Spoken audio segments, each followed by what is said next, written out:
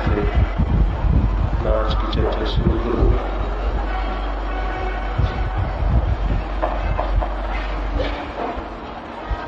एक गांव में एक अपरिचित फकीर का आगमन हुआ था। उस गांव के लोगों ने शुक्रवार के दिन, जो उनके धर्म का दिन था, उस फकीर को मस्जिद में बोलने के लिए आमंत्रित किया। वो फकीर बड़ी खुशी से राजी हो गया, लेकिन मस्जिद में जाने के बाद जहां की गांव के बहुत से लोग इकट्ठा हुए थे, उस फकीर ने मंच पर बैठकर कहा, मेरे मित्रों, मैं जो बोलने को हूं, जिस संबंध में मैं बोलने वाला हूं, क्या तुम्हें पता है वो क्या है?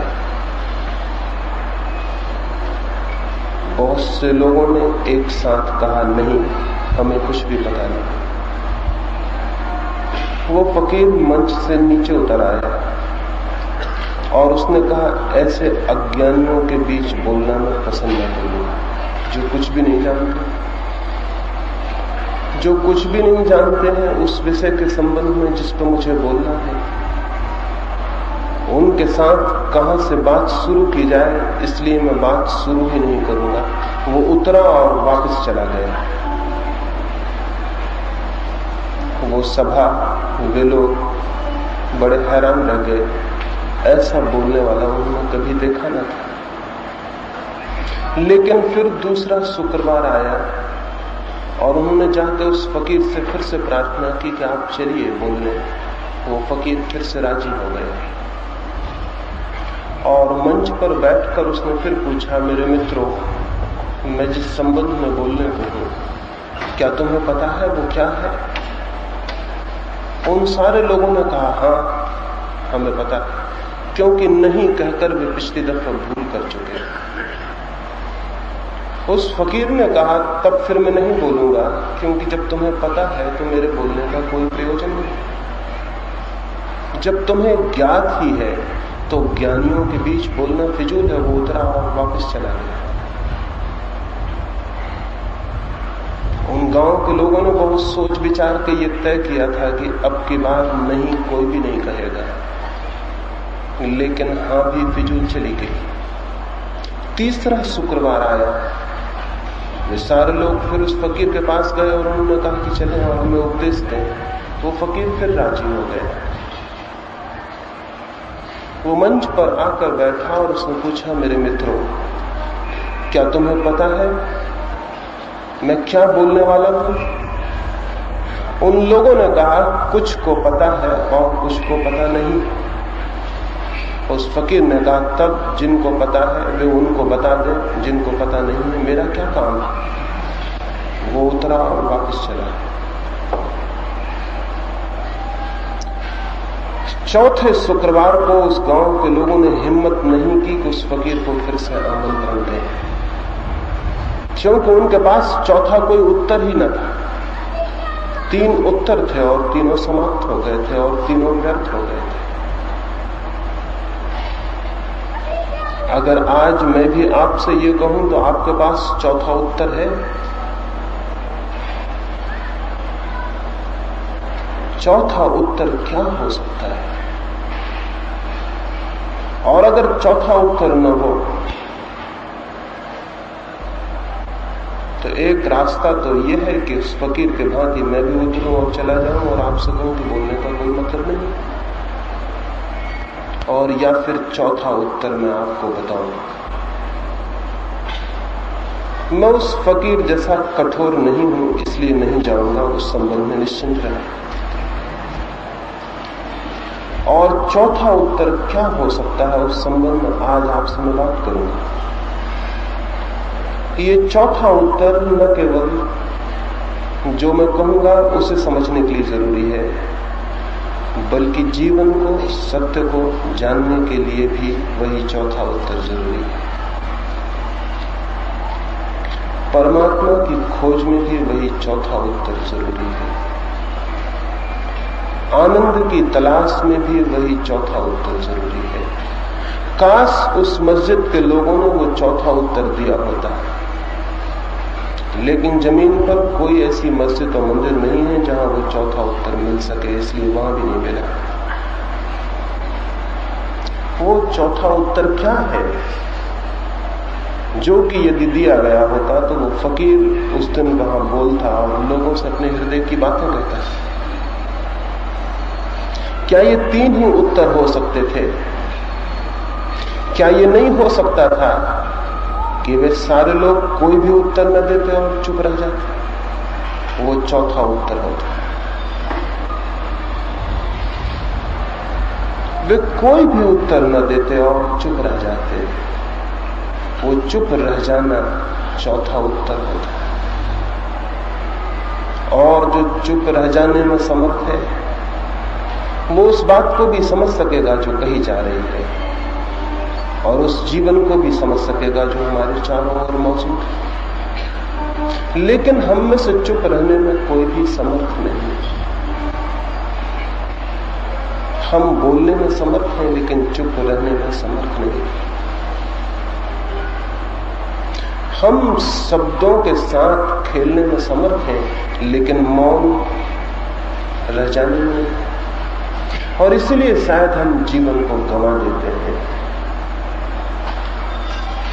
जो जीवन हमारे चारों तरफ मौजूद है, चाहे उसे कोई परमात्मा कहे, और जो जीवन हमारे भीतर मौजूद है, चाहे कोई उसे आत्मा कहे, हम उस जीवन को जानने से वंचित रह जाते हैं क्योंकि हम चुप होने में समर्थ नहीं। जानने के लिए चाहिए साइलेंट माइंड, जानने के लिए चाहिए मौन, जानने के लिए चाहिए एक ऐसा मन जो बिल्कुल चुप हो सके। लेकिन हम बोलते हैं, जागते हैं तब भी और सोते हैं तब भी, किसी से बात करते हैं तब भी और नहीं बात करते हैं तब भी हमारे भीतर बोलना चल रहा है। ये जो चैटरिंग है, ये जो निरंतर बोलना है, ये जो निरंतर शब्द ही शब्द है,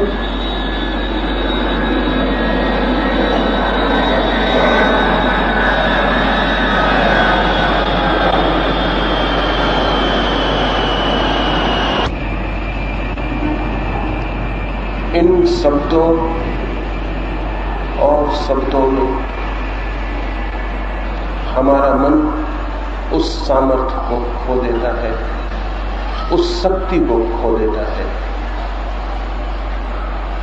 उस शांति को खो देता है, उस दर्पण को खो देता है जिसमें कि जीवन को जाना और जिया जा सके। लेकिन शायद हमें इसका कोई स्मरण भी नहीं। क्या कभी हमें ये ख्याल आया कि जैसे समुद्र लहरों से भरा हो, तूफान में हो, झील लहरों से भरी हो, आंधी आ गई हो, तो उस झील में फिर चांद दिखाई पड़ना बंद हो जाता है? क्या हमारे मन भी निरंतर आंधियों से भरे हुए नहीं? क्या निरंतर उनमें भी शब्दों की हवाएं और शब्दों के तूफान नहीं उठा करते? क्या कभी एक क्षण को भी वहां शांति होती है, सब मौन होता है? नहीं होता। और इसके कारण कुछ बात घटित हो जाती है जो हमारे और जीवन के बीच एक दीवार बन जाती है और हम जीवन को नहीं जान पाते। और फिर इसी मन को लेकर हम खोजने निकलते हैं, शास्त्रों में खोजते हैं, इसी मन को लेकर हम पहाड़ों पर जाते हैं, इसी मन को लेकर हम मंदिरों में जाते हैं। लेकिन मन हमारा यही है जो शब्दों से भरा हुआ है। और कभी हमें ये ख्याल भी पैदा नहीं होता कि ये मन जो इतना ज्यादा भरा हुआ है, इतना ज्यादा व्यस्त, इतना ऑक्युपाइड है, इतना शब्दों से दबा है, इतने शोरगुल से भरा है, ये क्या जानने में समर्थ हो सकता है? जानने के लिए इसके भीतर अवकाश कहां, स्पेस कहां, जगह कहां, स्थान कहां जहां कोई नया सत्य प्रवेश कर सके, कोई नई बात सुनी जा सके, कोई नया तथ्य देखा जा सके। जगह कहां है? मन खाली कहां? मन है भरा हुआ। उस फकीर ने यही उन लोगों से पूछा था और उनमें से एक भी व्यक्ति इस बात की गवाही न दे सका कि वो चुप होने में समर्थ है, मौन रह जाने में समर्थ है।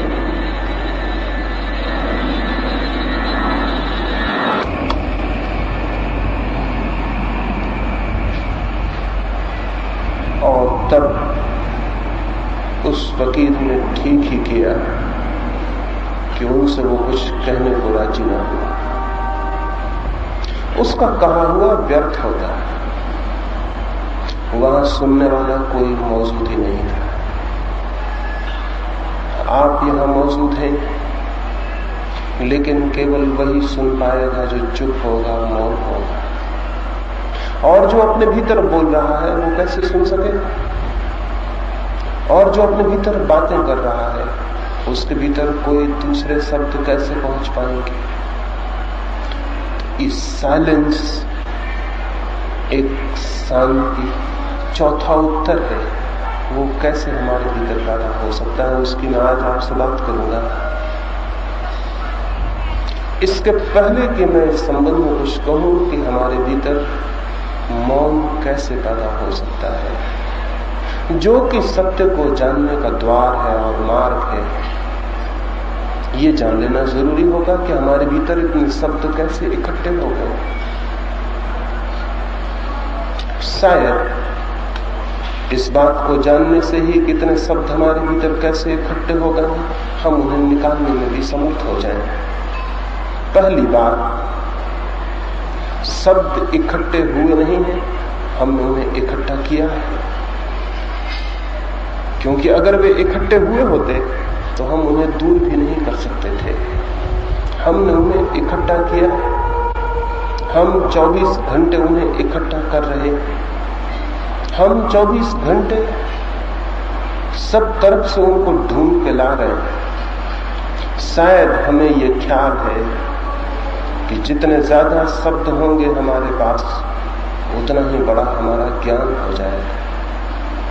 शायद हमें ख्याल है कि बहुत शब्दों का जो मालिक है वो ज्ञान का भी मालिक हो जाता है। शायद हमें ख्याल है कि शब्द जिसके पास है उसके पास कोई आंतरिक संपदा हो गई।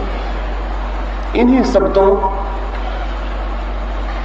शब्दों के संग्रह को हमें बताया गया है कि ज्ञान है, और हमने इन्हीं शब्दों को इकट्ठा करके अपने को भी विश्वास दिला लिया है कि हम कुछ जानते हैं।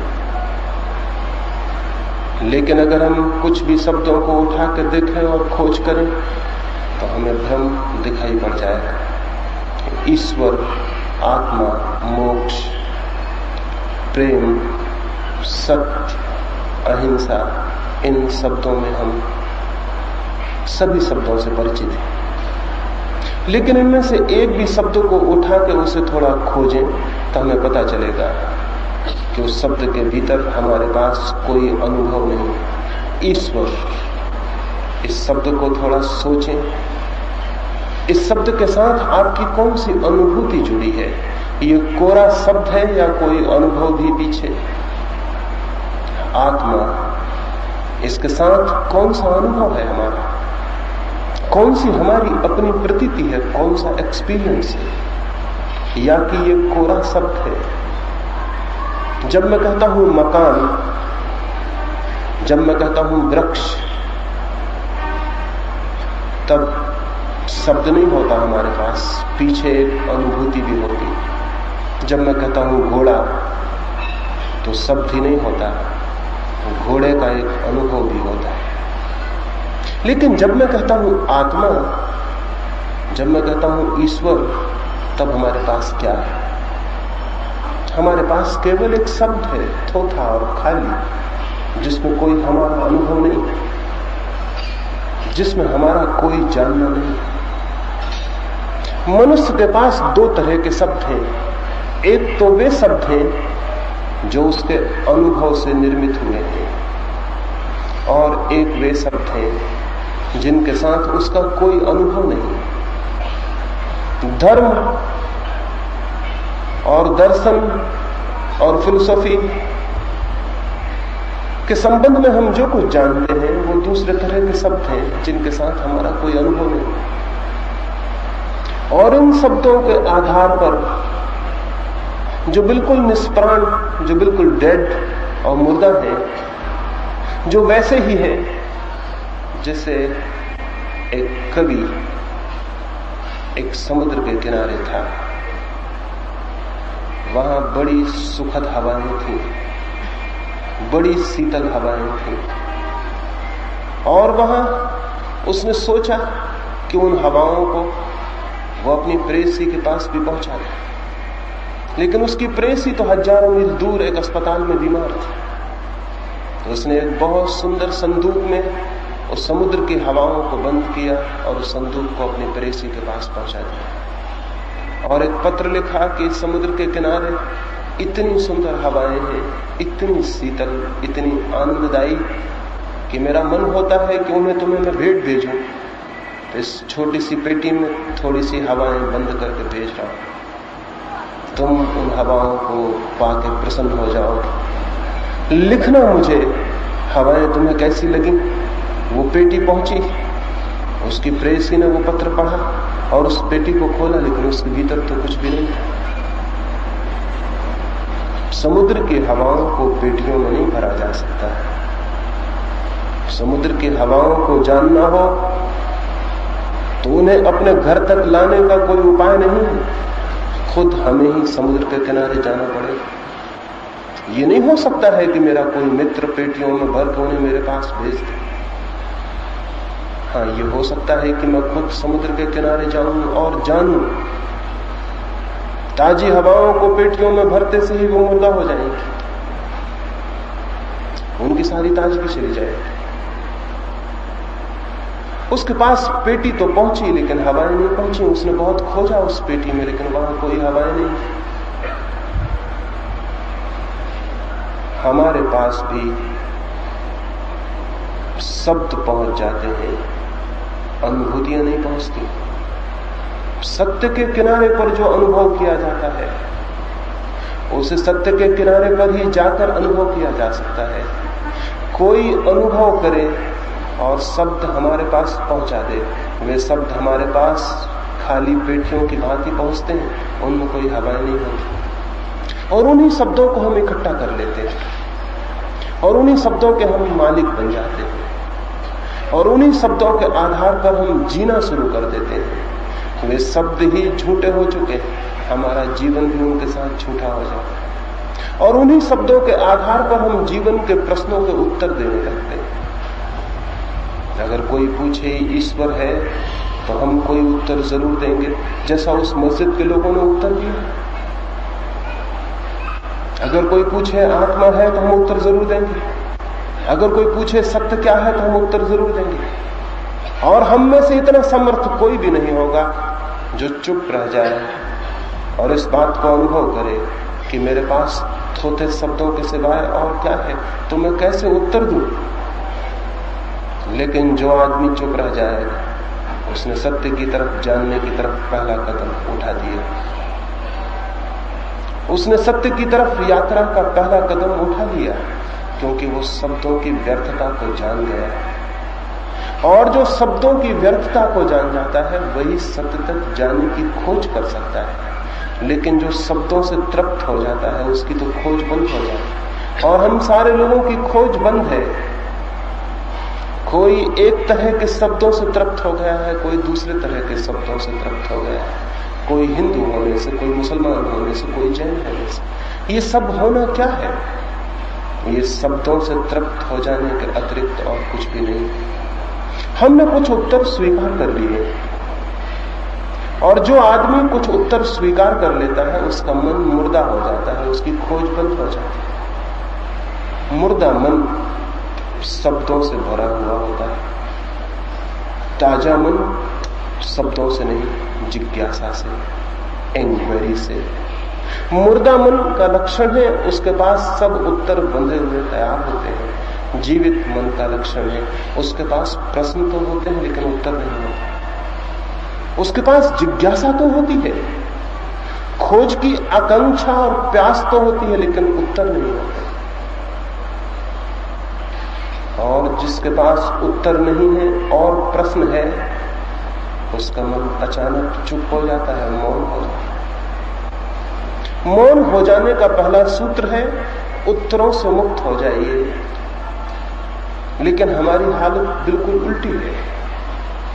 हमारे पास प्रश्न कम है, उत्तर ज्यादा है। जिसके पास प्रश्न नहीं है और उत्तर है, उस आदमी ने खोज बंद कर दी। वो तृप्त हो गया, वो रुक गया। और जीवन सतत मांग करता है, आगे बढ़ो। और जीवन पुकारता है, आगे आओ।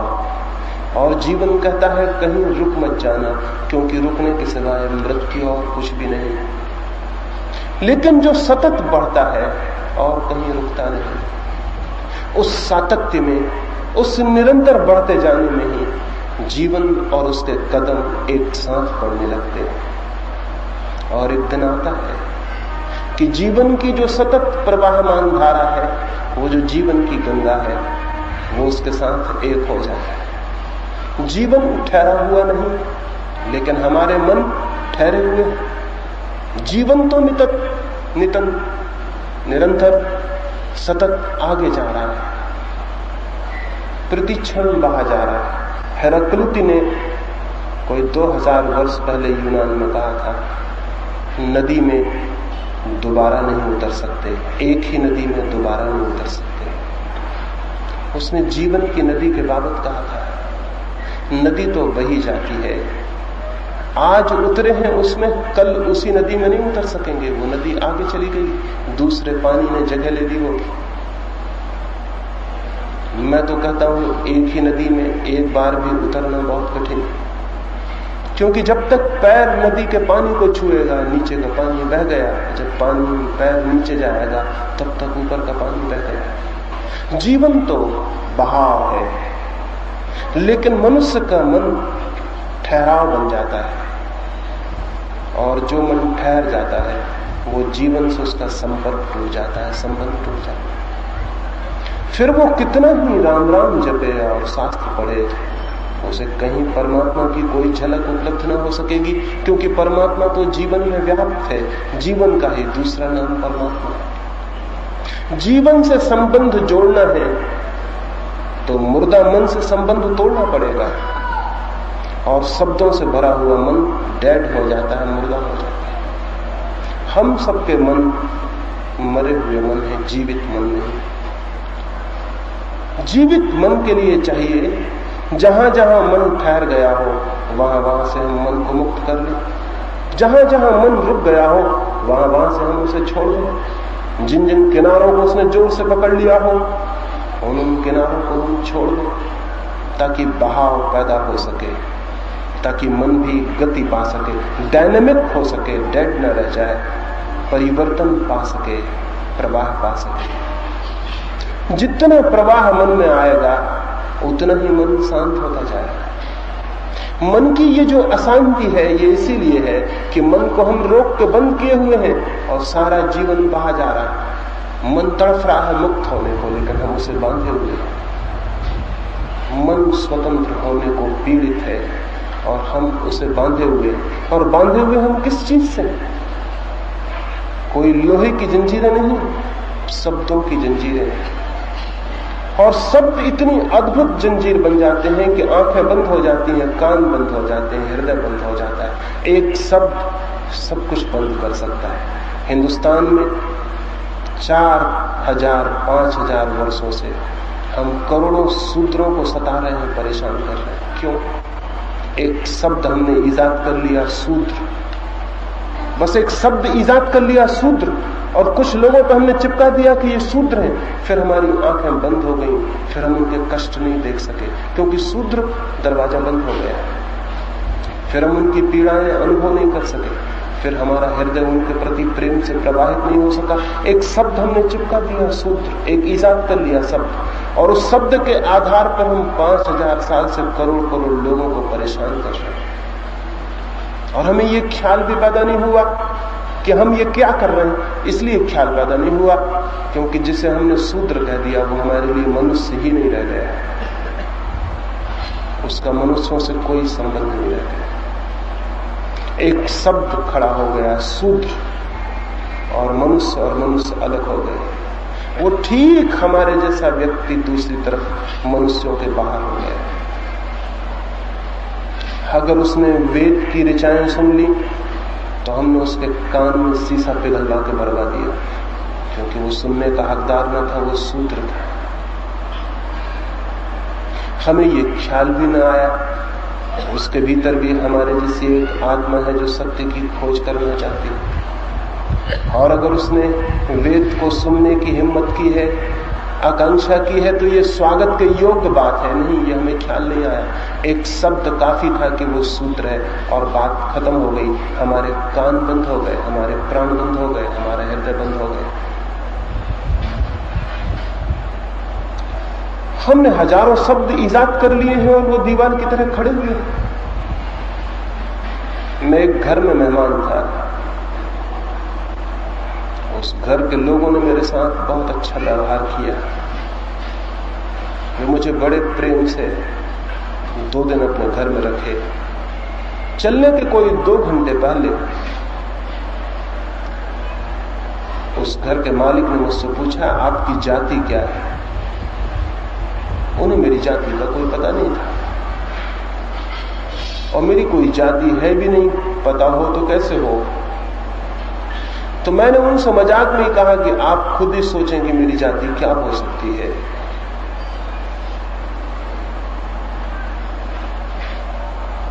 उनके घर में एक छोटा सा बच्चा था, उसने मेरी दाढ़ी वगैरह देख के कहा कि कहीं आप मुसलमान तो नहीं?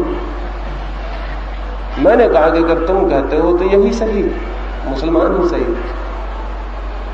उस घर में बड़ी चिंता फैल गई। उन सबका मेरे प्रति रुख बदल गया। वो 2 घंटे मैं दूसरा आदमी हो गया, उसके पहले मैं दूसरा आदमी था। एक शब्द बीच में आ गया, मुसलमान, और मैं दूसरा आदमी हो गया। मैं वही था जो 2 दिन से था, लेकिन वे बीते 2 घंटे भिन्न हो गए। आते वक्त उन्होंने मेरे पैर पड़े थे, जाते वक्त उस घर में किसी ने मेरे पैर नहीं पड़े। एक शब्द बीच में आ गया। आते वक्त वे खुशी से भरे थे, जाने के बाद शायद उन्होंने अपना घर साफ किया हो, किया जरूर होगा, सफाई की होगी। एक मुसलमान घर में मैं वही था, लेकिन एक शब्द बीच में आ गया और सारी बात बदल गई।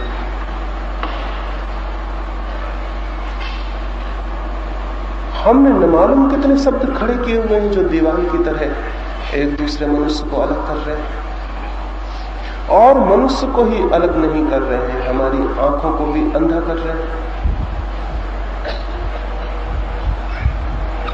हमारे प्राणों को भी बहरा कर रहे हैं, हमारी संवेदनशीलता को तोड़ रहे हैं। जर्मनी में हिटलर ने कोई 20 लाख यहूदियों की हत्या करवाई। कौन लोगों ने हत्या की? वे लोग कोई बहुत बुरे लोग हैं? वे हम जैसे ही लोग हैं। 500 यहूदी रोज नियमित हत्या किए जाते रहे। तो कौन लोग हत्या कर रहे थे उनकी? वे कोई पागल हैं? उनके दिमाग खराब है? या कि वे कोई दैत्य हैं, राक्षस हैं? नहीं, हमारे जैसे लोग हैं, सब बातें हमारी जैसी हैं, लेकिन एक शब्द यहूदी, और उस शब्द के साथ उनके प्राण पागल हो गए, और उन्होंने वो किया जो आदमी को करने में जरा भी शोभा नहीं देता। हमने अपने मुल्क में क्या किया? हिंदुओं ने मुसलमानों के साथ क्या किया? मुसलमानों ने हिंदुओं के साथ क्या किया? छोड़ दें हिंदू मुसलमान की बात। महाराष्ट्रियन गुजराती के साथ क्या कर सकता है? गुजराती महाराष्ट्रियन के साथ क्या कर सकता है?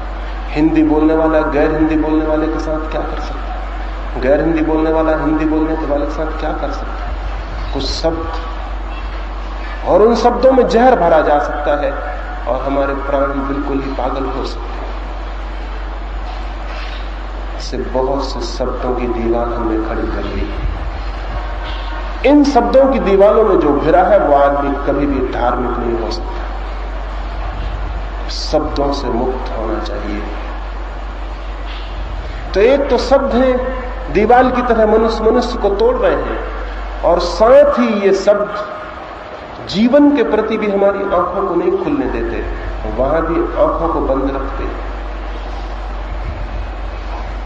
हम शायद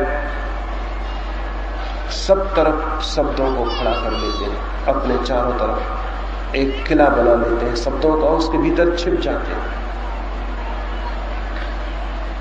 और जब भी जीवन में कोई अनहोनी और नई घटना घटती है तो हम पुराने शब्दों से उसकी व्याख्या कर लेते हैं और उसका नयापन समाप्त हो जाता है और खत्म हो जाता है। ये जो हमारी स्थिति है, ये हमें चुप नहीं होने देती, मौन नहीं होने देती, ताजा नहीं होने देती। वो जो मस्तिष्क है उसको फ्रेश और नया नहीं होने देती। और नया मस्तिष्क न हो तो कैसे जीवन से हम जुड़ सके, कैसे जीवन को जान सके। और शांत मन न हो तो कैसे हम सत्य को जान सके। और दीवाले न टूटे तो हम कैसे मनुष्य से जुड़ सकें। दूर हैं पशु और पक्षी, तो दूर हैं पौधे, दूर है आकाश, दूर है आकाश के तारे। आदमी से ही हम नहीं जुड़ पा रहे हैं तो हम परमात्मा से जुड़ने की बात कैसे करें। यहाँ इतने लोग बैठे हैं, हम सबके बीच में दीवारें खड़ी होंगी न मालूम किस किस किस्म की, और उन सब दीवारों की ईंटें शब्दों से बनी हुई हैं, कोई लोहे से नहीं बनी हुई। उन्हें तोड़ देने में जरा भी कठिनाई नहीं है। एक हाथ का धक्का, एक हवा का झोंका काफी होगा, वो गिर जाएंगे और आप एक नए मनुष्य होकर खड़े हो जाएंगे। अपने चारों तरफ से शब्दों की दीवार हटा देनी जरूरी है, तो शायद हमारे भीतर जानने की क्षमता पैदा हो सके, सुनने की क्षमता पैदा हो सके, और शायद हमारे द्वार खुल सके और हमारे भीतर जो चारों तरफ जीवन है वो प्रवेश कर सके। अभी तो वो कहीं से भी प्रवेश नहीं कर पाता है। ऐसे ही शब्द सत्य और आत्मा और ईश्वर और मोक्ष हमने सीख रखे हैं और उन्हें हम तोतों की भांति रटते रहते हैं और सोचते हैं कि शायद उन्हीं के द्वारा हमारे जीवन में आनंद आ जाए, शायद मुक्ति आ जाए, शायद अमृत की उपलब्धि हो जाए। नहीं होगी। रटते रहें तोतों की भांति हम जीवन भर। जीवन रटने से उपलब्ध नहीं होता, बल्कि रटने वाला, रिपीट करने वाला जो मन है वो धीरे धीरे जड़ हो जाता है, धीरे धीरे और ज्यादा डलनेस पैदा हो जाती है, और ज्यादा मुर्दा हो जाता है और मर जाता है।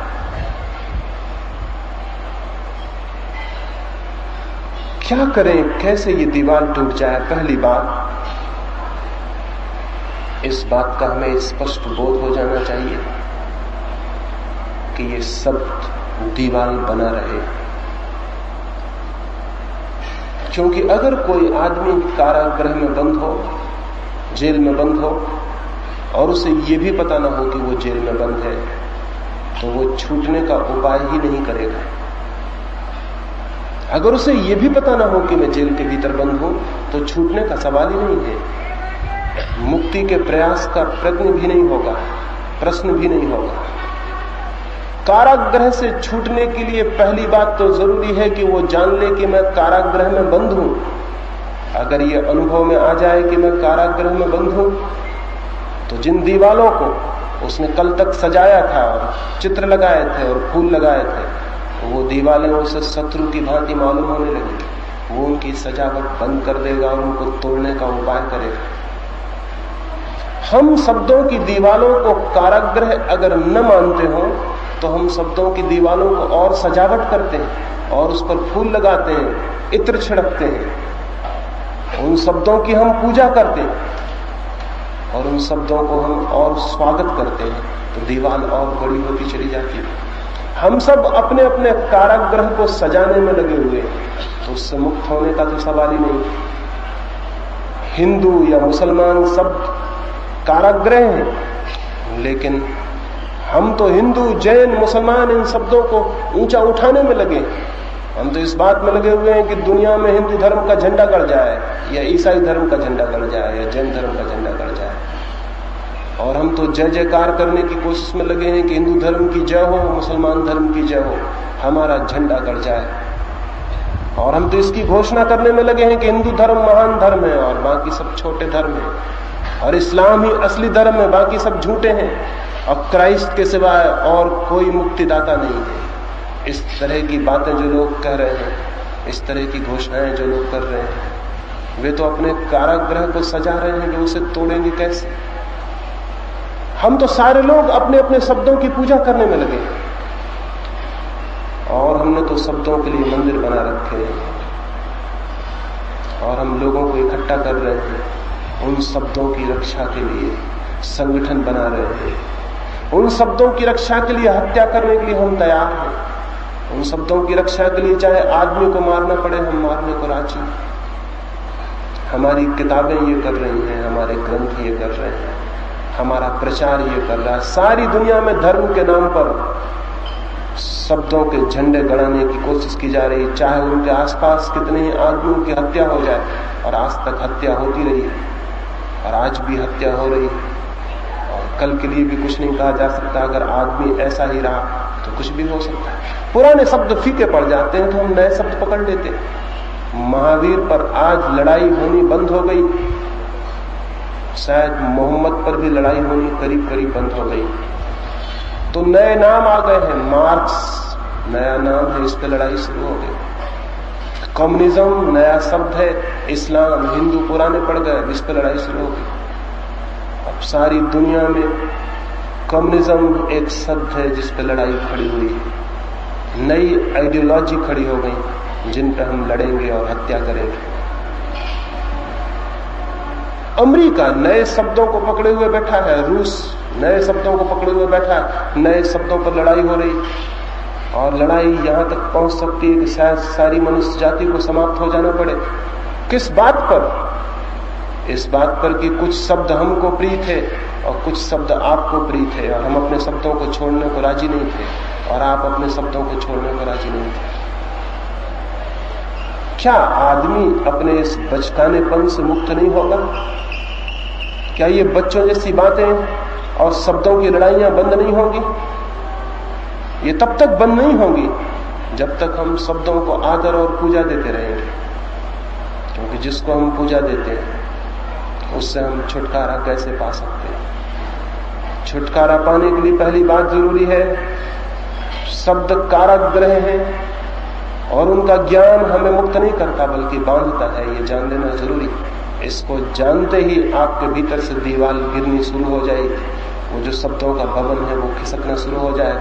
उसकी आधारशिला खींच ली गई, वो आधारशिला हमने अपने प्रेम से रखी है, पूजा से रखी है। अगर हम अपने पूजा और प्रेम को अलग कर लेते हैं वो गिर जाएगी। एक ऐसी दुनिया चाहिए जिसमें आदमी तो हो लेकिन हिंदू और मुसलमान न हो। ये बहुत कलंक के दाग। एक ऐसी दुनिया तो चाहिए जिसमें सोच विचारशील लोग हों लेकिन शब्दों को पकड़ने वाले पागल नहीं। एक ऐसी दुनिया चाहिए जहां आदमी आदमी के बीच शब्दों की कोई दीवार न रह जाए, तो शायद धर्म का राज शुरू हो सकता है। तो शायद व्यक्ति के जीवन में और समूह के जीवन में भी धर्म का अवतरण हो सकता है। उसके पहले नहीं हो सकता, उसके पहले कोई रास्ता नहीं है। इधर 5000 वर्षों में हमने शब्दों के जाल खड़े किए और खुद उसमें फंस गए। अब कौन इसको तोड़े? कुछ लोग अगर हिम्मत नहीं करेंगे तो शायद ये शब्दों का जाल हमारी फांसी बन जाएगा और हमारा बचना मुश्किल हो जाएगा। और कितने आश्चर्य की बात है कि 5000 साल का इतिहास देखने के बाद भी हम शब्दों के प्रति जागरूक नहीं हो रहे हैं कि इन्होंने क्या किया। हमें ख्याल में भी नहीं आ रहा है कि इन शब्दों ने हमारे साथ क्या किया और हमें किस स्थिति में पहुंचा दिया। एक एक व्यक्ति के भीतर भी ये जाल है और सबके बाहर भी ये जाल। हर एक को अपने भीतर इस जाल को तोड़ने में लगना होगा, तो ही उसके भीतर वो साइलेंस पैदा हो सकती है जिसकी मैं आपसे बात कर रहा हूं। क्या करें, कैसे तोड़ें? लोग मुझसे निरंतर पूछते हैं कैसे तोड़े। मैं उनसे कहता हूं, पहली बात, शब्दों के प्रति सारा आदर, सारी पूजा, शब्दों के प्रति सारा भक्ति भाव छोड़ दें। शब्दों में कुछ भी नहीं, शब्दों में कोई सत्य नहीं। सत्य तो वही अनुभव होता है जहां सारे शब्द छूट जाते हैं। इसलिए शब्दों के प्रति सारी भक्ति, सारी पूजा जानी चाहिए। ये सारा शब्दों के प्रति जितना आदर है, सम्मान है, ये जानना चाहिए। सम्मान पैदा होना चाहिए सत्य के प्रति, शब्द के प्रति नहीं। और जिसको सत्य के प्रति सम्मान पैदा होगा वो न तो हिंदू रह जाएगा, न मुसलमान, न जैन, न बौद्ध, न ईसाई, न पारसी। और जिससे सत्य के प्रति सम्मान पैदा होगा वो न तो भारतीय रह जाएगा, न पाकिस्तानी, न चीनी। जिससे सत्य के प्रति सम्मान पैदा होगा उसके जीवन से सारी सीमाएं गिर जाएंगी, क्योंकि सब सीमाएं शब्दों ने पैदा की है। सत्य की कोई सीमा नहीं, सत्य असीम है, सत्य की कोई सीमा नहीं। सत्य का कोई देश, कोई जाति, कोई धर्म नहीं। सत्य का कोई मंदिर, कोई मस्जिद नहीं। सत्य तो है पूरा जीवन, विराट जीवन। सभी कुछ जो चारों तरफ मौजूद है वो सभी सत्य। तो उस विराट और असीम से मिलने के लिए भीतर भी असीम मन चाहिए। सीमित और क्षुद्र मन, ये जो नैरो माइंड है, ये जो छोटा सा मन है, ये काम नहीं कर सकेगा। विराट को पाने के लिए इसे भी विराट होना पड़ेगा। लेकिन हम ईश्वर को खोजने निकल पड़ते हैं, इसकी बिल्कुल भी खोज नहीं करते। हमारा ये मन कितना क्षुद्र है। एक फकीर के पास एक युवक गया और उस युवक ने कहा, मैं ईश्वर को, मैं सत्य को खोजने आया, क्या आप मुझे कोई मार्ग बता सकेंगे? वो फकीर बोला, इसके पहले कि मैं तुम्हें कुछ कहूं, मेरे साथ कुएं पर आओ। वो कुएं पर पानी भरने जा रहा था। उसने हाथ में एक बाल्टी ली और एक बड़ा ढोल लिया और वो कुएं पे गया। उसने बाल्टी कुएं में डाली, खींची, और वो युवक खड़ा हुआ देखता रहा। बाल्टी खींच के उसने उस बड़े ड्रम में जिसे वो अपने साथ लाया था उसमें पानी डाला, लेकिन ड्रम के नीचे कोई बॉटम नहीं था, उसके नीचे कोई पेंदी नहीं थी। पानी जमीन पर बह गया। उसने दूसरी बाल्टी खींची, वो भी डाली। वो लड़के का संयम टूट गया। उसने 1, 2, 3 बाल्टियां बहते देखी। चौथी बाल्टी को उसने कहा, महानुभाव, आप भी आश्चर्यजनक मालूम पड़ते हैं। जिस ढोल में आप पानी भर रहे हैं उसमें नीचे कोई पेंदी नहीं और पानी बहा जा रहा है। जिंदगी भर भी पानी भरते रहिए तो भी पानी भरेगा नहीं। उस फकीर ने कहा, मेरे मित्र, मुझे ढोल की पेंदी से क्या मतलब? मुझे पानी भरना है तो मैं ढोल के गले पर आंखें गड़ाए हुए हूं। जब गले तक पानी आ जाएगा तो मैं समझ लूंगा पानी भर गया। पेंदी से मुझे क्या लेना देना? युवक बहुत हैरान हुआ इस उत्तर से। उस दिन चला गया, लेकिन रात उसने सोचा कि जो बात मुझे दिखाई पड़ रही थी, सीधी और साफ बात थी, अंधे आदमी को भी पता चल जाती कि उस ढोल में पेंदी नहीं थी, वो उस फकीर को नहीं दिखाई पड़ी। ये बड़े आश्चर्य की बात है, इसमें जरूर कुछ न कुछ रहस्य होना चाहिए। जो मुझे दिखाई पड़ रहा था उसे क्यों दिखाई नहीं पड़ेगा?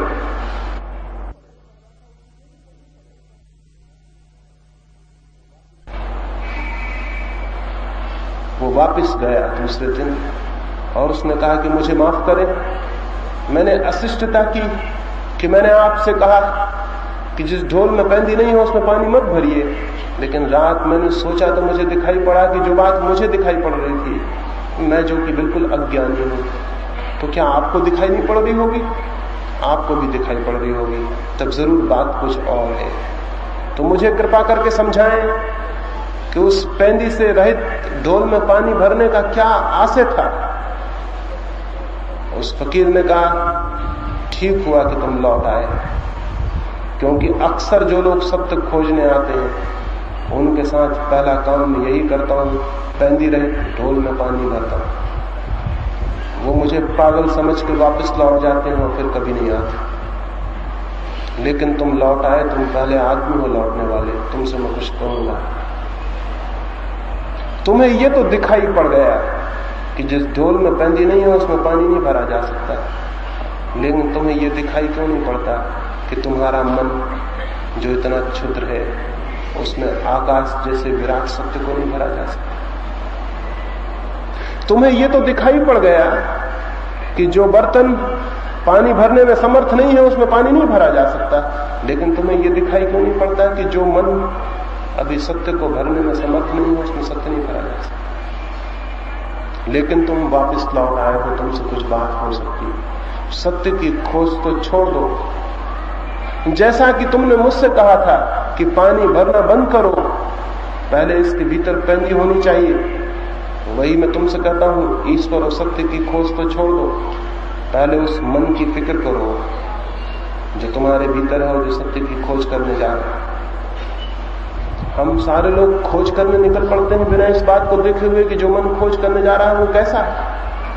पहली बात तो ये कि वो मन बहुत सीमित, बहुत क्षुद्र है, शब्दों की दीवार में बंद है और इसलिए सत्य को नहीं पा सकेगा। दीवार तोड़नी जरूरी है और कोई दूसरी दीवार नहीं है। स्मरण रखिए, मन के ऊपर शब्दों के अतिरिक्त और कोई दीवार नहीं।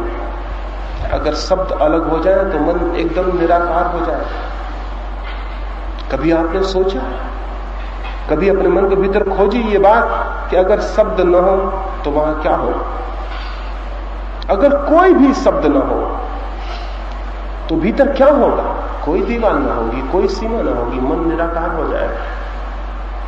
कहीं किसी किनारे पर भी फिर मन को बांधने वाली कोई चीज न होगी। शब्द बांध रहे हैं, जितना ज्यादा शब्द बांध लेते हैं उतने मन छोटा हो जाता है, जितने शब्द छूट जाते हैं उतनी मन बड़ा हो जाता है। शब्दों को विदा करना है। पहली बात जो मैंने कही वो ये कि शब्द दीवार है, कारागृह है, ये बोध होना चाहिए। दूसरी बात, इन शब्दों को विदा करना है तो संग्रह करना बंद कर देना चाहिए। लेकिन हम तो सुबह से सांझ तक शब्दों का संग्रह करते हैं। सुबह उठते से ही हम अखबार की खोज करते हैं, फिर रेडियो को सुनते हैं, फिर मित्रों से बात करते हैं, फिर दिन भर है, फिर सांझ है और शब्द इकट्ठे हो रहे हैं। और कभी हम इस बात का ख्याल नहीं रखते कि ये शब्द इकट्ठे करके आखिर में हम क्या करेंगे। ये सारे शब्द इकट्ठे हो जाएंगे, काम के बेकाम, अर्थ के अनर्थ, सब इकट्ठे हो जाएंगे। फिर मन इनसे क्या करेगा? लेकिन शब्दों को जितना हम इकट्ठा कर लेते हैं, एक तरह का पावर, एक तरह की ताकत हमको मिलती हुई मालूम पड़ती है। क्योंकि जो आदमी शब्दों के साथ खेलने में जितना कुशल हो जाता है, वो आदमी उतना ही लोगों पर प्रभावी हो जाता है, लोगों के ऊपर प्रभाव हो जाता है उसका। जितना शब्दों के साथ खेलने में उसकी कुशलता बढ़ जाती है, वो लोगों के साथ उतना ही कुशल हो जाता है। जितना शब्दों में कमजोर होता है, उतनी उसकी लोगों के साथ जीवन में कुशलता कम हो जाती है। शब्द कुशलता बढ़ाते हुए मालूम पड़ते हैं, ये बात सच है। शब्द निश्चित ही कुशलता बढ़ाते हैं, जीवन के व्यवहार में एक इफिशियंसी, एक कुशलता पैदा करते हैं। लेकिन शब्द भीतर इकट्ठे होते जाते हैं और विचार इकट्ठे होते जाते हैं और भीतर धूल इकट्ठी होती जाती है, कचरा इकट्ठा होता जाता है और वो सब इतने ज्यादा भीतर इकट्ठे हो जाते हैं कि उनमें बंद मन फिर किसी तरह की उड़ान लेने में समर्थ नहीं रहता। शब्दों का व्यवहार करें, शब्दों की कुशलता उपयोगी है, लेकिन शब्दों के गुलाम न बन जाए।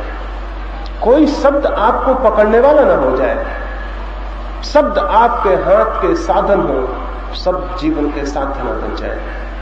इसका स्मरण रहे निरंतर।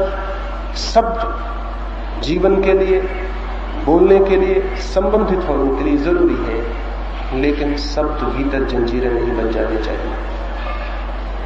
ये अगर निरंतर स्मरण हो तो हम व्यर्थ के शब्द भी इकट्ठे नहीं करेंगे और जिन शब्दों को इकट्ठा करेंगे उनको भी हम अपनी जंजीरें न बनने देंगे। वे हमारे प्राणों के ऊपर पत्थर बनकर नहीं बैठ जाएंगे। हम उन्हें किन्हीं भी क्षण हटा दे सकते हैं। उनके साथ हमारा कोई मोह, कोई लगाव पैदा नहीं हो जाएगा। लेकिन अभी तो अगर हम एक शब्द भी आपको हटाने को कहें तो इतना मोह और इतना लगाव मालूम होगा कि उसे कैसे हटा सकते हैं। अगर मैं आपसे कहूं कि आप इतनी हिम्मत करें कि मैं हिंदू शब्द को हटा दूं अपने मन से, तो आप कहेंगे ये कैसे हो सकता है, क्योंकि इस शब्द को हटाऊंगा तो फिर मैं क्या रह जाऊंगा। वो हिंदू होना जैसे हमारी संपत्ति और हमारी आत्मा, जैसे उसे हम हटा नहीं सकते। यहूदी होने को नहीं हटा सकते, मुसलमान होने को नहीं हटा सकते। वो शब्द हमारे प्राणों पर बैठा है। अभी एक गांव में मैं था, उस गांव के मुसलमान नवाब की पत्नी मुझसे मिलने आई और उसने मुझसे कहा आपकी बातें तो मुझे ठीक मालूम पड़ी, लेकिन 3 रात मैं सो नहीं सकी। मैंने बहुत कोशिश की इस मुसलमान होने की बात को हटा दूं, लेकिन इसे हटाना ऐसा लगता है जैसे कोई अपने प्राणों को अलग कर रहा हो। शब्द अगर इस भांति मन को पकड़ते हो तो गुलामी पैदा होती, तो एक स्लेवरी पैदा होती। तो शब्दों के साथ मोह नहीं होना चाहिए, उनका उपयोग होना चाहिए। जैसा आदमी वस्त्रों का उपयोग करता है, शब्द वस्त्र से ज्यादा नहीं होने चाहिए। उनके साथ कोई मोह, कोई लगाव, कोई आसक्ति, उनके साथ प्राणों का कोई गहरा संबंध बनाना एक गुलामी को निर्मित करना है।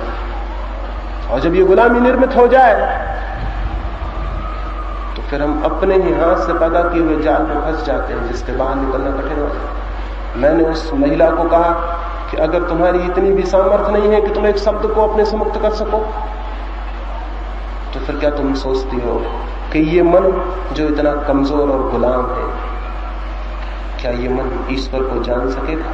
जिसकी इतनी साहस और इतनी हिम्मत और इतना सा साहस नहीं है कि एक शब्द से छुटकारा पा सके, ये और किस चीज से छुटकारा पा सकेगा? ये स्मरण रखना जरूरी है कि ये शब्द आते हैं, जाते हैं, इनके साथ कोई प्राणों का संबंध बांध लेना ठीक नहीं। तब चित्त एक निरंतर सतत मुक्ति की अवस्था में, सतत प्रवाह की अवस्था में हो सकता है। उत्तर पकड़ लिए जाते हैं, फिर उन उत्तरों के लिए हम मोहाविष्ट हो जाते हैं कि यही सत्य होना चाहिए। सत्य को बिना जाने मोहाविष्ट हो जाना कि यही सत्य होना चाहिए बहुत खतरनाक है, गुलामी है। स्वतंत्रता चाहिए चित्त की, तभी तो चित्त शांत भी हो सकेगा, नहीं तो नहीं हो सकेगा। गुलाम चित्त कैसे शांत हो सकता है? गुलाम चित्त कमजोर चित्त है। ये स्मरण, ये प्रतीति, ये बोध कि शब्द जो मैं इकट्ठे कर रहा हूं वो मेरी गुलामी तो नहीं बन रहे, ये निरंतर अगर ख्याल हो तो कोई कारण नहीं है कि कोई शब्द हमारी गुलामी बन जाए और कोई शब्द बाधा बन जाए। निरंतर आपने देखा होगा, अगर हम किसी से कुछ बात करते हैं और विवाद करते हैं तो विवाद सत्य के लिए नहीं होता, निरंतर शब्दों के लिए होता है। हम एक शब्द पकड़ लेते हैं, दूसरा आदमी दूसरा शब्द पकड़ लेता है और हम विवाद में पड़ जाते हैं। इसीलिए तो किसी विवाद, किसी आर्गुमेंट से कभी कोई निष्पत्ति नहीं निकलती, कोई कंक्लूजन नहीं निकलता। अगर शब्दों की पकड़ ना हो तो 2 आदमी जो विवाद करेंगे और विचार करेंगे, वो विचार उन्हें कहीं ले जाएगा, किसी निष्पत्ति पर, किसी निष्कर्ष पर, किसी समाधान पर। लेकिन हम सब शब्दों को पकड़ लेते हैं। मेरा शब्द महत्वपूर्ण हो जाता है आपके शब्द से, क्योंकि वो मेरा है और जो आपका है वो आपका है। और जब हम विवाद करते हैं तो ये सवाल नहीं होता कि सत्य क्या है, सवाल ये होता है कि मेरा क्या है। जो शब्द मेरा है वो जीतना चाहिए, क्योंकि उसकी जीत में मेरे अहंकार की जीत है। शब्दों की जो गुलामी है वो मेरे शब्दों के कारण पैदा होती है। जो शब्द मेरे हैं उनका मैं गुलाम हो जाता हूं। कोई शब्द किसी का नहीं है। अगर गुलामी से मुक्त होना है तो ये जानना चाहिए शब्द कोई भी मेरा नहीं, और तब चित्त अनप्रेजुडिस्ड, निष्पक्ष हो जाएगा। तब किसी शब्द के लिए कोई लड़ाई नहीं है। तब हम किसी भी शब्द के लिए निष्पक्ष विचार करने को तत्पर हैं, उत्सुक हैं, खोज के लिए तैयार हैं। शायद इस दुनिया में फिर कोई विवाद न हो अगर लोग शब्दों के साथ मेरे होने का मोह छोड़। कौन सा शब्द आपका है सिवाय इसके कि एक शब्द बचपन से आपके कान में बार बार दोहराया गया है और आपका उसमें क्या है? कौन सा शब्द आपका है? कौन सा सिद्धांत आपका है? कौन सा विचार आपका है? कोई भी तो आपका नहीं है। कोई भी विचार बार बार दोहरा दिया जाए आपके मन में, वो आपको लगने लगेगा मेरा। जो लोग बहुत कुशल होते हैं दूसरे लोगों को समझाने में, जीतने में, वे हमेशा एक तरकीब का उपयोग करते रहे। अब्राहम लिंकन से एक बार उसके किसी मित्र ने पूछा कि आप हमेशा विवाद करने में विजयी क्यों हो जाते हैं? उसने कहा, मैं दूसरे आदमी को इस भांति का विश्वास दिलाने की कोशिश करता हूं कि जो मेरी मर्जी है वो उसकी ही मर्जी है। जो बात मुझे उसे मनवानी होती है, जिस बात के लिए मुझे उसे कन्विंस करवाना होता है, मैं इस भांति की कोशिश करता हूं जैसे कि वो उसकी ही मर्जी है। और जैसे ही उसे ये ख्याल पकड़ जाता है कि ये उसकी मर्जी है, मैं जीत जाता हूं, वो हार जाता है, हालांकि उसे लगता है कि वो जीता। अब्राहम लिंकन ने कहा कि मेरा एक मित्र एक मामले में बिल्कुल जिद पकड़े हुए था। मैंने 8-10 दिन के लिए बात उस संबंध में करनी बंद कर दी। एक दिन रास्ते में चलते हुए मैंने उससे कहा कि मुझे ऐसा ख्याल आता है एक दिन तुमने ऐसी कोई बात कही थी, वो बात वही थी जो मुझे मनवानी थी, और ये बात बिल्कुल झूठ थी कि उसने कभी मुझसे उस बात को कहा। लेकिन मैंने उससे कहा कि मुझे ख्याल आता है कि कभी तुमने ऐसी कोई बात मुझसे कही थी। उसने कहा, मुझे तो ख्याल नहीं आता। लेकिन मैंने उसे ख्याल दिलाने की कोशिश की कि एक दिन बातचीत के दौर में तुमने ऐसा कुछ कहा था, और वो धीरे धीरे सहमत हुआ और राजी हो गया। उस बात पर राजी हो गया जिस पर 8 दिन पहले वो विवाद करने को तैयार था। कौन सी कमजोरी इस लिंकन ने उस आदमी की पकड़ ली? एक कमजोरी पकड़ ली, उसे ये ख्याल आ जाए कि ये बात मेरी है, तो बात पूरी हो गई। दुनिया में जो बड़े नेता हैं वे जनता को ये विश्वास दिलाया करते हैं कि आप जो कहते हो वही हम कह रहे हैं, जो आपकी मर्जी है वही हमारा विचार। और लोग ऐसी मूर्खतापूर्ण बातों के लिए भी राजी हो जाते हैं जिनका कोई हिसाब नहीं। एक दफा उन्हें विश्वास आ जाए कि वो विचार उनका है, मेरा है, बस फिर कुछ भी करवाया जा सकता है। हिंदू धर्म मेरा है तो फिर मेरी हत्या करवाई जा सकती है। मुसलमान धर्म मेरा है तो फिर मैं अपनी गर्दन कटवा सकता हूं। वो जो मेरा है वो बहुत बलवान और वो मेरे मन को पकड़ लेगा।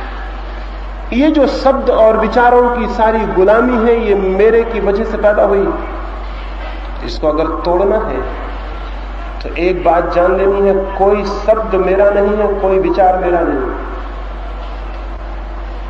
सब विचार उधार है और सब विचार किसी खास तरह के प्रोपेगेंडा का परिणाम है। मैं हिंदू घर में पैदा हुआ हूं तो हिंदू प्रोपेगेंडा के भीतर पला हूं। बचपन से मुझे कहा गया कि कृष्ण जो है भगवान और गीता जो है भगवान की किताब है। मुझे बचपन से ये बात कही गई है, मैंने बार बार इसे सुना है।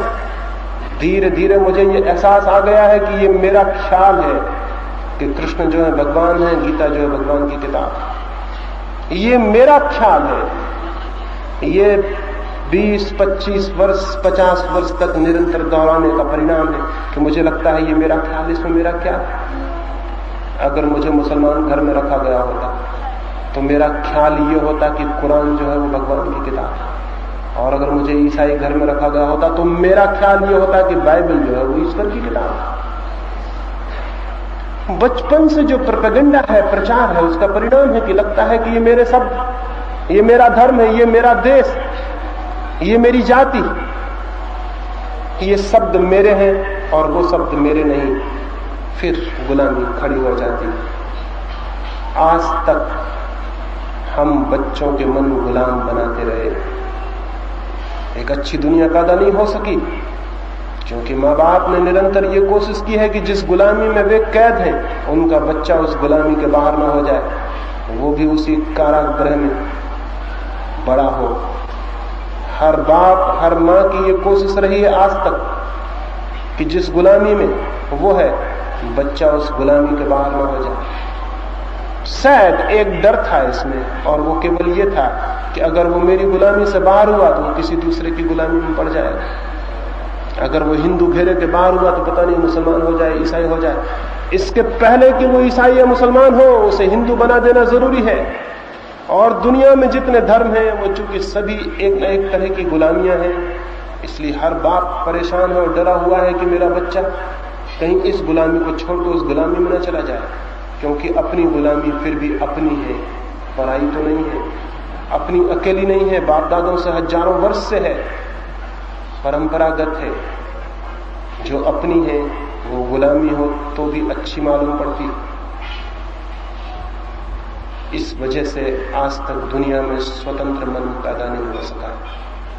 इस वजह से अब तक हम स्वतंत्र मनुष्य को जन्म नहीं दे पाए, और गुलाम मनुष्य की जो तकलीफें हैं वो हम सबको झेलनी पड़ रही हैं और हम झेलते रहेंगे।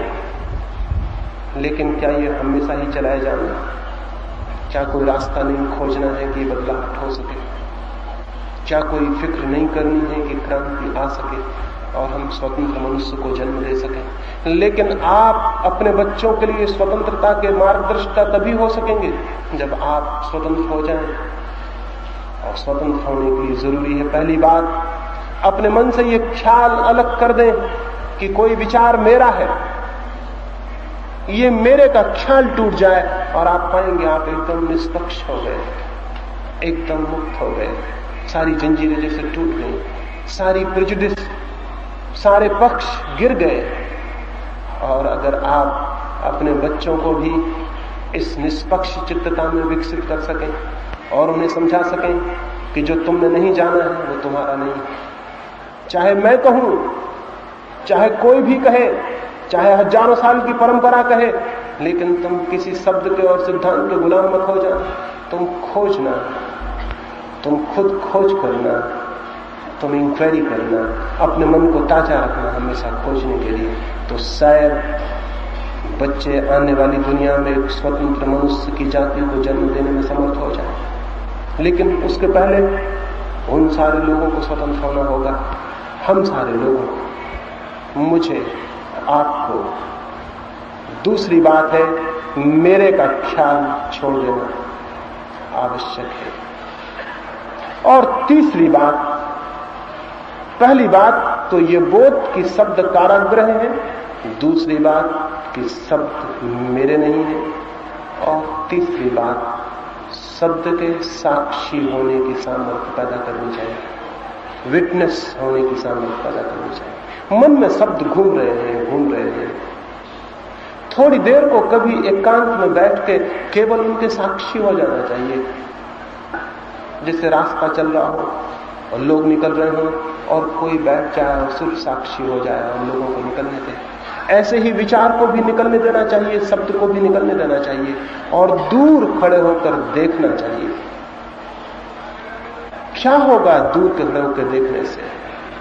जैसे ही दूर खड़े होकर कोई शब्दों के जुलूस को देखेगा, एक प्रोसेसन है जो चल रहा है पूरे वक्त मन में, दूर खड़े होकर जो भी शब्दों के इस प्रोसेसन को, इस जुलूस को देखेगा, उसे एक बात तो ये पता चलेगी कि मैं अलग हूं और शब्द अलग है।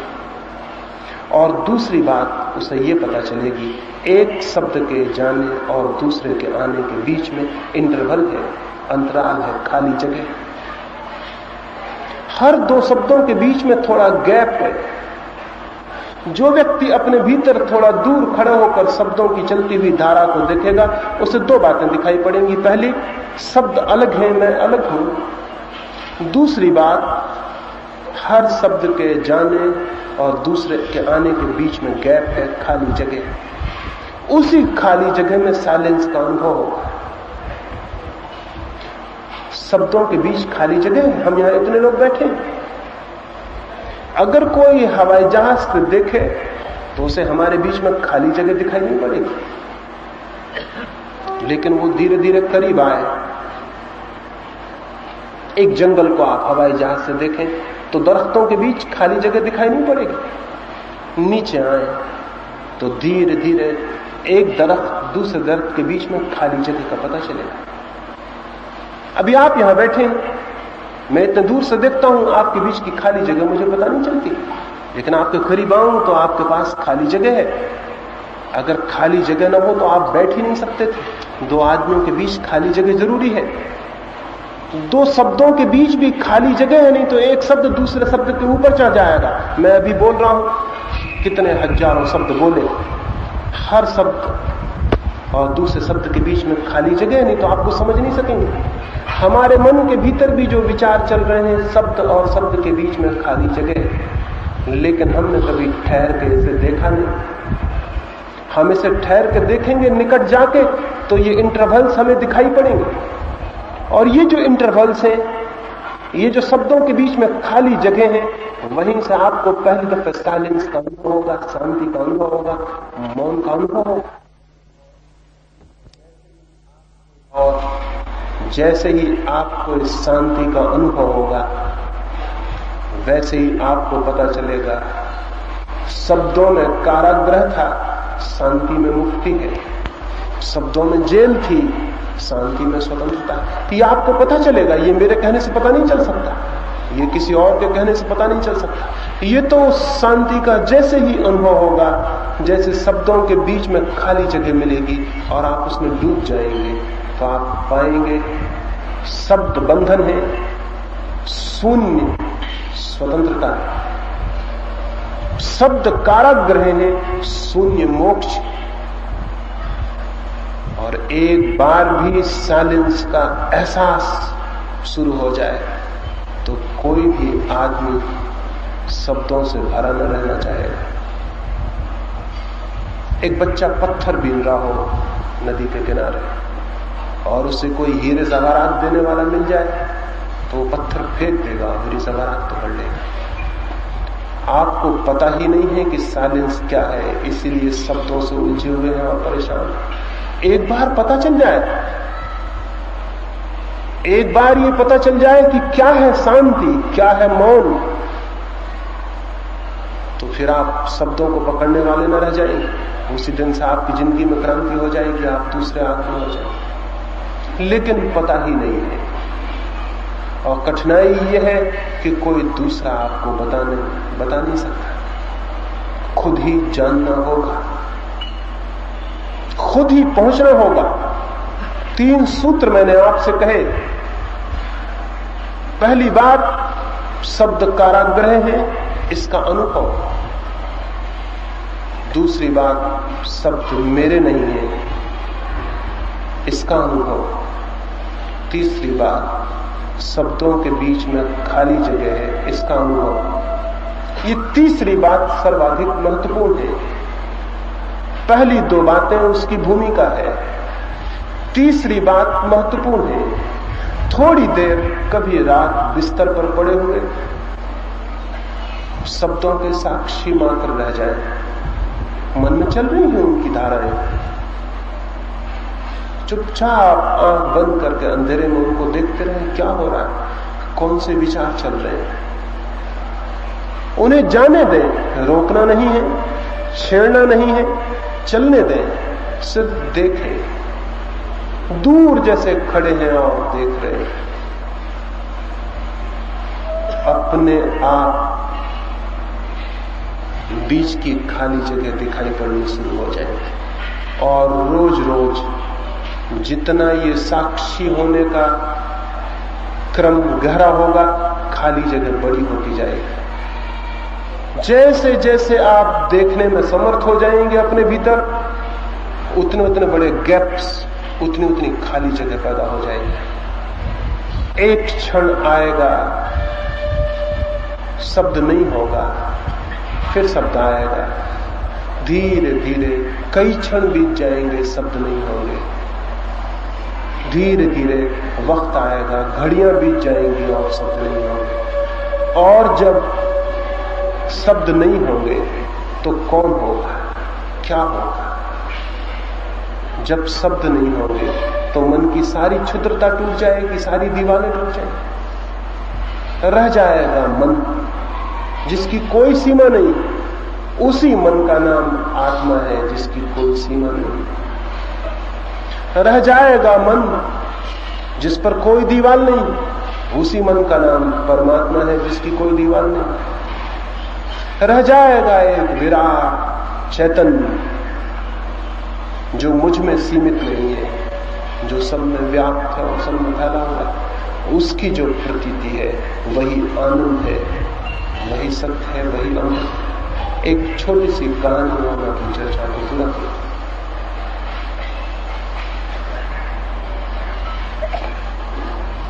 एक बहुत पुराने देश में और बहुत पुराने दिनों में एक राजा ने एक अद्भुत दान उस देश के 100 ब्राह्मणों को दिया था। उसने कहा था कि मेरे पास एक बड़ी भूमि है, तुम इस भूमि में से जितनी घेर लो तुम्हारी हो जाएगी। बहुमूल्य भूमि थी। राजा ने अपने जन्मदिन के उत्सव में देश के 100 बड़े ब्राह्मणों को बांट देनी चाहिए थी। वे ब्राह्मण तो खुशी से नाच उठे। एक ही शर्त थी, जो जितनी उस जमीन को घेर लेगा, जितनी बड़ी दीवार बना लेगा जमीन पर, वो जमीन उसकी हो जाएगी। अब सवाल यही था कि कौन कितनी बड़ी बना ले। ब्राह्मणों ने अपने घर द्वार बेच दिए, अपने कपड़े भी बेच दिए, एक एक लंगोटियां भर बचा ली, क्योंकि सस्ते में बहुत बहुमूल्य जमीन मिलती थी। और उन्होंने दीवारें बनाई और जितनी जो जमीन घेर सकता था उसने घेर ली। इस घेरने में एक और आकर्षण था। राजा ने यह भी कहा था कि जो सबसे ज्यादा जमीन घेरेगा उसे मैं राजगुरु बना दूंगा। तो एक तो जमीन घेरने का फायदा था, बहुमूल्य जमीन मुफ्त सिर्फ घेरने के मूल्य पर मिलती थी, और दूसरा सबसे ज्यादा गिर जाए तो राजा के राजगुरु होने का भी सौभाग्य मिलता था। 6 महीने का वक्त दिया था। फिर 6 महीने के बाद राजा गया और उन ब्राह्मणों से कहा, मैं खुश हूं कि तुमने काफी जमीनें घेरी। अब मैं पूछने आया हूं कि सबसे ज्यादा जमीन का घेरा किसका है। एक ब्राह्मण खड़ा हुआ और उसने कहा कि इसके पहले कि कोई कुछ कहे, मैं दावा करता हूं कि मेरा ही घेरा सबसे बड़ा है। सारे ब्राह्मण हंसने लगे, राजा भी हंसा, क्योंकि वो गांव का दरिद्रतम ब्राह्मण था और किसी को भी ये आशा नहीं थी कि उसने बड़ा घेरा बनाया हो। और ब्राह्मणों को तो भली भांति पता था कि उसने छोटा सा घेरा बनाया है, कुछ थोड़ी सी लकड़ी वगैरह लगा के थोड़ी सी जमीन घेरी है। लेकिन जब दावा किया गया था तो निरीक्षण के लिए राजा को जाना पड़ा। वे 100 ब्राह्मण भी गए। वहां जाके पहले ही सबको शक हुआ था कि मालूम होता है उसका दिमाग खराब हो गया है, क्योंकि लोगों ने तो मीलों लंबे जमीन के टुकड़े घेर लिए थे। वहां जाके तो निश्चय हो गया कि वो पागल हो गया। उसने थोड़ा सा जमीन का टुकड़ा घेरा था, कुछ लकड़ियां बांधी थी, लेकिन रात मालूम होता था उसमें उसने आग लगा दी थी। अब वहां कोई घेरा नहीं था, सारी लकड़ियां जली हुई पड़ी थी। राजा ने कहा, मैं समझ नहीं पा रहा, आपकी दीवार कहां है? उस ब्राह्मण ने कहा, मैंने दीवार बनाई थी, मैंने लकड़ियां लगाई थी, लेकिन फिर रात मुझे ख्याल आया कि चाहे मैं कितनी ही बड़ी जमीन घेर लूं, जो जमीन घिरी हुई है वो छोटी ही होगी, बड़ी नहीं हो सकती। आखिर जो चीज घिरी है वो छोटी ही होगी, बड़ी नहीं हो सकती। तो रात मैंने अपने घेरे में आग लगा दी। अब मेरी जमीन को कोई घेरा नहीं, इसलिए मैं दावा करता हूं कि मैंने सर्वाधिक जमीन घेरी। कोई घेरा नहीं मेरी जमीन पर। राजा उसके पैरों पर गिर पड़ा और उसने कहा, तुम अकेले ही ब्राह्मण हो, बाकी सभी वैश्य हैं और 99 लोगों ने जमीन घेरी है, गणित का हिसाब रखा है, नाप जोख की है। तुम अकेले आदमी ब्राह्मण हो, तुम्हारा जो घेरा था वो भी तुमने तोड़ दिया। जिसका कोई घेरा नहीं है वही तो ब्रह्म को जान पाता है, वही तो ब्राह्मण हो जाता है। वो ब्राह्मण राजगुरु बना दिया गया। उसने एक अद्भुत साहस किया, घेरा तोड़ देने का साहस, और घेरा तोड़ते ही सब कुछ उसका हो गया। ये कहानी अंत में इसलिए कह रहा हूं, मन पर घेरे हैं और मन के घेरे को जो तोड़ देगा वो ब्रह्म को जान लेता है। मन पे नाप जोख है, इंच इंच फीट फीट बनाकर हमने दीवार खड़ी की। उसी दीवार में हम जिंदा रहने के आदी हो गए, उसी से हम पीड़ित और परेशान, और उसी के कारण हम क्षुद्र हो गए। और विराट जो कि निरंतर मौजूद है, परमात्मा, उससे हमारा कोई संबंध नहीं रह गया। उससे संबंध हो सकता है, लेकिन जो उस ब्राह्मण ने किया था उस रात, किसी रात आपको भी वही करना पड़ेगा। उसने जो घेरा बनाया था, आग लगा दी थी। जिस रात आप भी अपने घेरे में आग लगाने को राजी हो जाएंगे, उस दिन परमात्मा और आपके बीच फिर कोई दीवार नहीं और कोई रोकने वाला नहीं। और उस सत्य को जानकर ही जो ऐसा घेरे से मुक्त मन जान पाता है, जान सकेंगे जीवन के आनंद को, जीवन के सौंदर्य को, जीवन के प्रेम।